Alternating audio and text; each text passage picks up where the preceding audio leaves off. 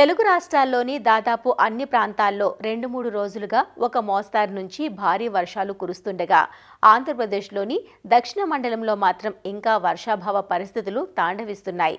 తిరుపతి, చిత్తూరు, అన్నమయ్య, కడప, నెల్లూరు జిల్లాలు దక్షిణ మండలం క్రిందకు వస్తాయి. ఇది ఒక ప్రత్యేక వాతావరణ మండలంగా చెప్పుకోవాలి. ఎందుకంటే ఈ ప్రాంతానికి ఈశాన్య రుతుపవనాల ప్రభావం ఎక్కువగా ఉంటుంది. నైరుతి రుతుపవనాల ప్రభావం చాలా తక్కువ.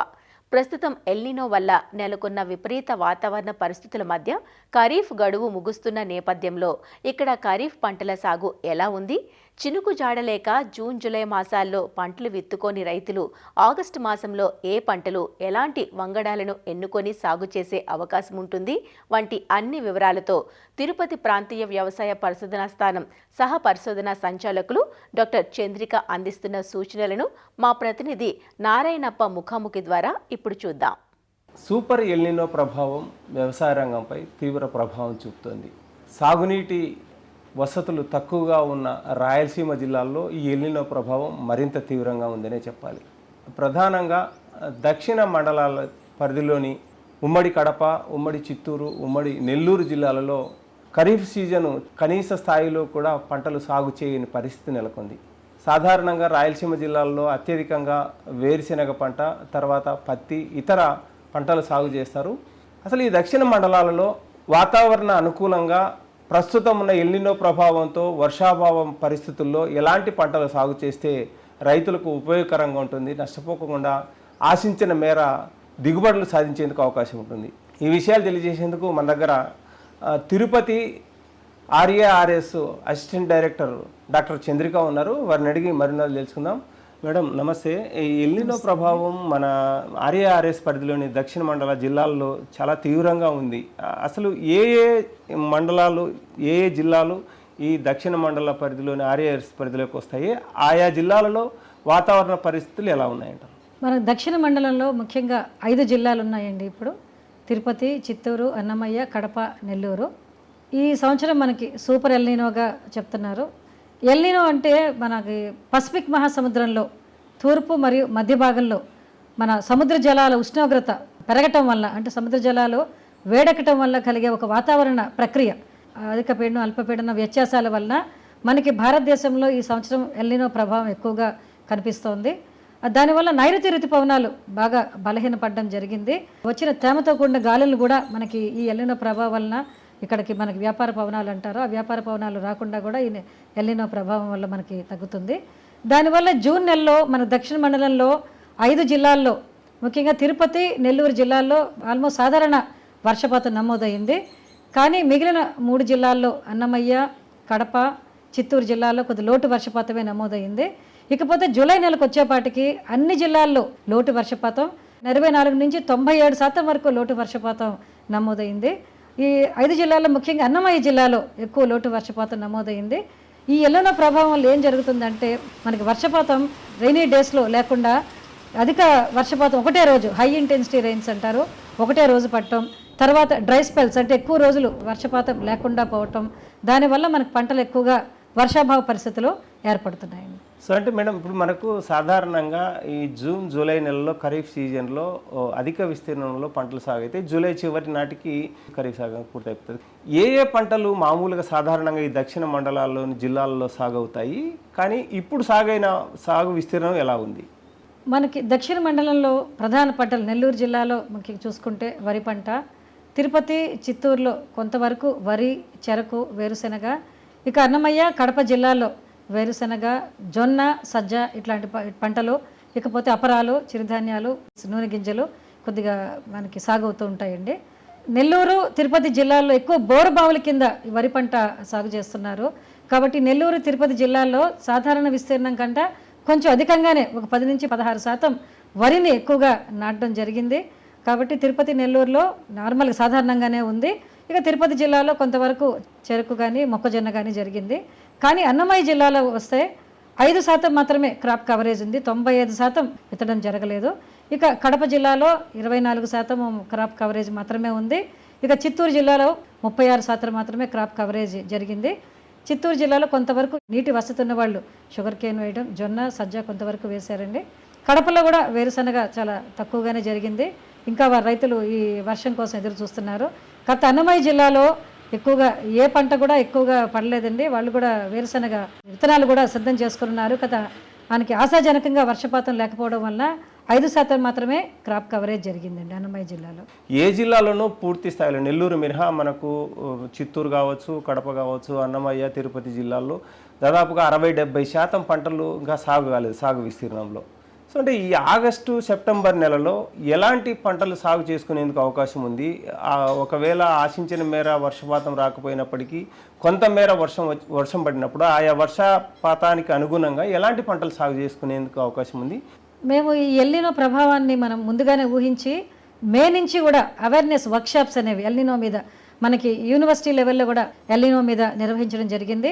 అప్పటి నుంచి ముందస్తుగా రైతుల్ని హెచ్చరిస్తున్నారు. మనకి ఈ వాతావరణం తగినట్టుగా పంటలు వేసుకోవాల్సిందిగా కోరుతున్నారు. తర్వాత జూన్ నెలలో కూడా మనము రైతులకి అవగాహన కార్యక్రమాలు నిర్వహిస్తున్నాము. ఈ మధ్య మనము నంద్యాలలో కూడా southern zone and scares rainfall zone 2 మండలాలకి సంబంధించి మన ఒక వర్క్షాప్ కూడా జరుపుకోవడం జరిగిందండి. అక్కడ అంటే రైతులకి అవగాహన గురించి ఈ వర్షపాతం తక్కువ ఉన్నప్పుడు మనం ఎటువంటి పంటలు వేసుకోవచ్చు, మనం నీటిని ఎట్లా సంరక్షించుకోవాలి అని దాని మీద ఇప్పుడు కూడా మేము ప్రతి వారం కూడా మనం వర్క్షాప్స్ అనేవి మనం కండక్ట్ చేస్తున్నామండి. ఆగస్టు నెలలో ఇంకా వేరుశనగకి వెళ్ళకపోవడమే ఉత్తమం అండి. దానికి ప్రత్యామ్నాయ పంటలుగా మనము సజ్జ, జొన్న, కంది, ఆముదము, పెసర, మినుము అట్లాంటివి, ఇక చిరుధాన్యాలు మన కొర్ర సాగు చేసుకోవచ్చు అని చెప్తున్నాము.